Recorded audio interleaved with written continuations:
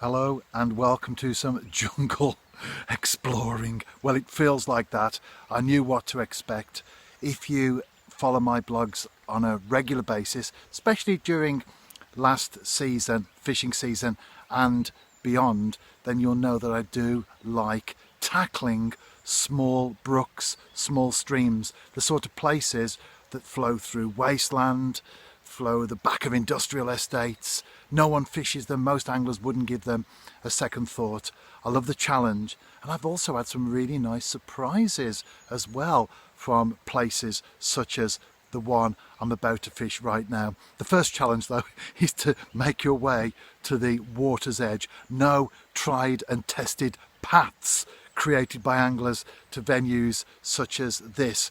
They're usually full of small fish, small roach that have never been caught before, but as I said, often surprises along the way.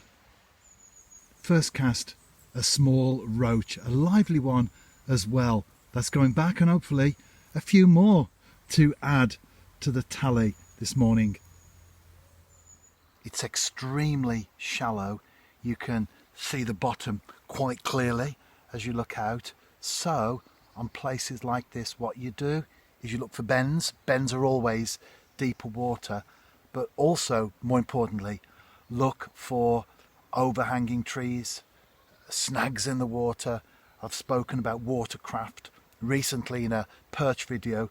Doesn't matter whether you're after perch on a lake or small roach on a tiny brook stroke stream like I am now. It's all about watercraft. It's all about locating the fish. I haven't been able to have too much of a look here because it's very overgrown, but I've had a look along the section where I am, and the straits are very shallow. You could cross with just a pair of Wellingtons from one side to the other. But then, as I've said, the bends, the snags, the features, that's where you'll find the fish. I've got roach out there, small ones, as you can see, sucked maggot there. I was bringing this back in, I realised I hadn't connected with the fish. I was bringing it back in and something just lunged at the bait, or what's left of it, as it was leaving the water. Now it looked like a perch, could possibly be a small pike though, but whatever it was, I did mention the surprises that you find in venues like that, like this. Well, that is definitely one of those surprises.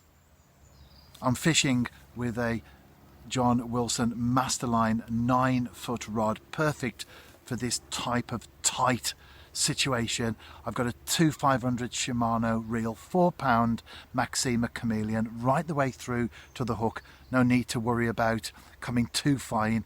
These fish haven't been targeted. I've got 1/8 of an ounce lead there.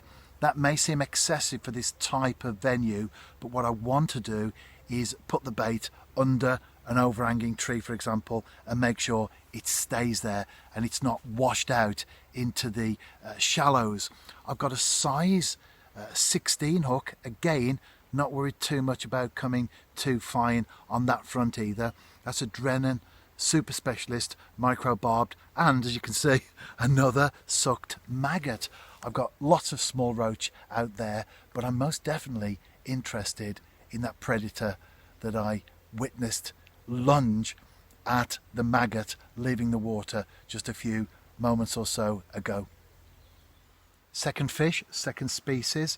I needed to put my glasses on to identify it, whether it was a dace or a chub, and indeed it is the latter. Absolutely tiny, but perfection in miniature. These type of swims follow a very similar pattern. You arrive, you catch several fish, and then it slows down before it finally goes dead. I've gone through those stages. I'm on the latter, but the reason I'm continuing as opposed to moving on is purely and simply because of that fish that I spotted earlier. Who knows, that might put in an appearance. I'll tell you what though, it's a lovely day. I'm out in the great outdoors. What can be better than that, especially when you're watching a rod top?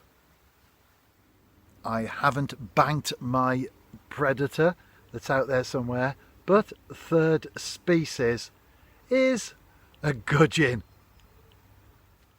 I mentioned at the start of the video that I've done a lot of this type of angling over the past few years. If you're interested in checking out those blog entries, or perhaps being inspired yourself to go out and find some of these waters and give them a go, head over to my website. At the base of each page is a search engine. Type in brook and away you go. If you do decide to give it a go yourself, then tight lines, and like me, I hope you too find some surprises on your adventures. I will certainly be back to this particular spot to try and entice that fish that put in a sort of an appearance previously.